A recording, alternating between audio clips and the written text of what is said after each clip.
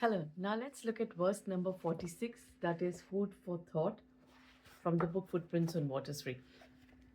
Now, this is a very dreamy, ethereal, perplexing kind of a verse. And in this, it also illuminates how non duality, as it is apparently spoken of today, is almost turned into an object, like kind of a subject or a concept or a path or a practice which can lead to kind of illumination where there is a goal of illumination or there being no one.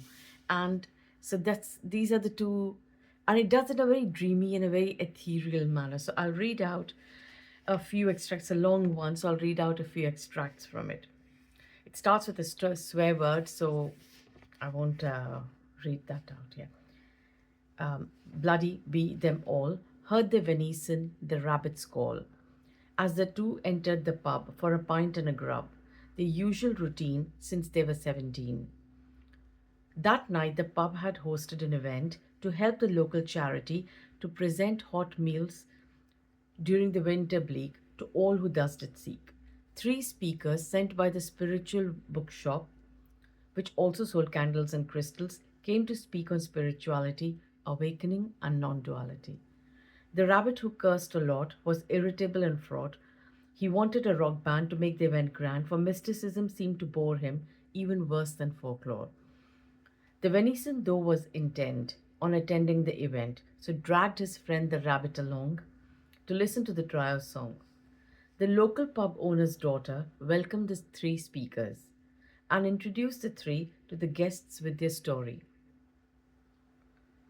The flaky philo and shoe, like ballet, ode, and haiku, saturated the tongue with beauty, trailed a design of highest duty, yet they could not find perfection, persistently chased its reflection, constantly tried varied techniques, yet couldn't manifest the unique. For they did not perceive perfection in the now, sought it in diverse directions. And as the new ever did rise, their goal was always this new prize. Thus continued the mental game, where they always the self did blame. The pastries, flaky phyllo and shoe, precise like the ballet ode and haiku, then stopped. Perfection found in this moment, abound as each moment, every bake in the occurrence of the flake, a glimpse beyond the mind's facet finite, an appearance of the boundless light, completely changed their life. As seized the narcissistic strife. The glimpse was so intense and deep, it woke the three from their sleep, of self and its dream gourmet to acceptance of the seeming way. The mind that seems to control all now does not control their call. A neurosis that charge does hold has ended as the mind folds.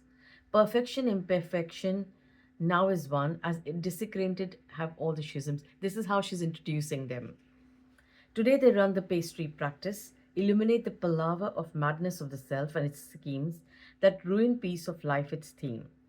They share how struck them perfect storms of thunder, lightning, and freedom's norm, how mortification brought to a stall the sense of being small, self small, and how heat in the oven burned the false and made them all unlearn. So this is how they own the glimpse or the endeavors. The trio now have a massive clout, whether chocolate, spinach, or trout, who honor them with love to find life's true love. Though all the three sing in varied tunes of strings of love, the flaky will guide us through the mesh of self its ride, the philo through the spiritual, awakening with the lyrical, while the shoe will illumine non duality its spin. As spoke the owner's daughter, heard were the sounds of running water, and classic songs loved by the crowds like Ed Sheeran's Thinking Out Loud. The venison zoned out, felt his head was in the clouds, and felt when hit on the head, about to sleep, wake, or maybe drop dead. Or on entering a place like a cafe, incomprehensible sea of noise at play. Yet neither was he inebriated, nor was he in trance situated. He felt he was in the forest dark, running in fear from the hunter's ark. Or were they knives and white silhouettes? He couldn't understand the threat or make sense of the events, seemed defenseless in the present. He tried to reach out to the rabbit, called him for help to make it through the whole situation, hold him through the ruination of sinking in the bog or floundering in the fog, sliding through the blue light, maybe water, or a tunnel where folk held the quarter. Or was the folk blue, alleyway dark, or the tunnel blue and the folk stark? Was there water all around, with no sight of shore of ground? Was he sweating out of fear? Was there none to persevere? But there was none to make sense of all that passed as a pretense. The rabbit did not hear, simply gobbled his beer, as he cursed the occurring events, which to the Venetian was incoherent. Shouted and screamed the Venetian, but none could hear his screams, evident, as in a dream where one has no choice. Though he still heard random voices, it all appeared to be surreal. He could not distinguish in real and unreal, appeared disjointed events, nonsensical yet seemed present. Some voices were incomprehensible, others explicable, while some overlapped and felt strange. The haze was not caused by the range. So these are the voices that the Venetian can hear. So I'll just read out a few because there are lots. Eating healthy salads raw stabilizes the mind seesaw. Look at the trident's mark on the soft dough. Is it a fork? I will love a song. Ponder on the knot to release illusions and thoughts. Nature exclusively is both predator and prey. You are as real as the spirits or as the folk in the mist. The descent of salvation is in the fertile soil of starvation, and has laid us sheets upon sheets, refined and honed our simple beats. Oh, mate, you're so sensitive, don't you land up being a Venetian? Is identifying with the formless attachment to another dress. They seem to play to the gallery, thus advocate adequate cutlery. Aren't they like the most of aren't they like the most of us, only with special robes a little fuss? Neither are they dual nor amazing jewels. How can a book teach us how to be, or bring up children in a way free?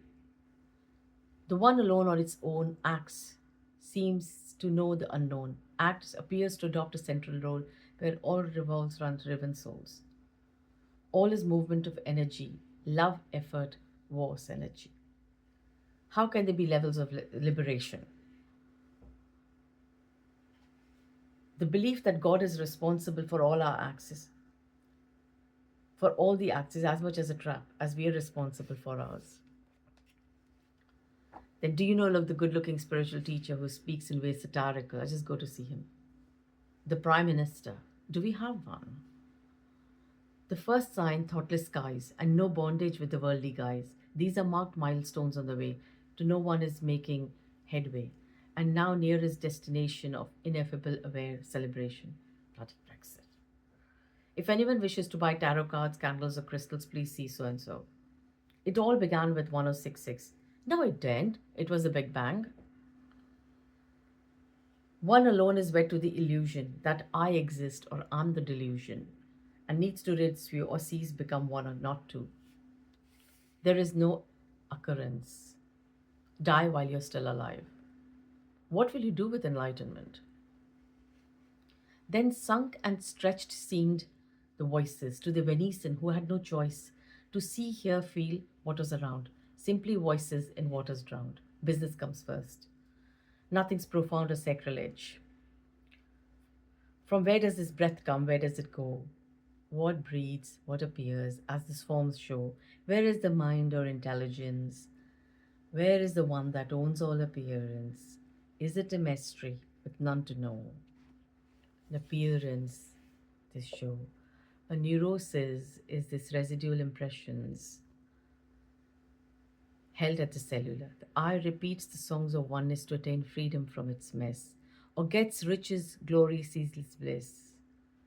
Pictures that light seem to gleam, a play of light. Is there a magician? No, there's no.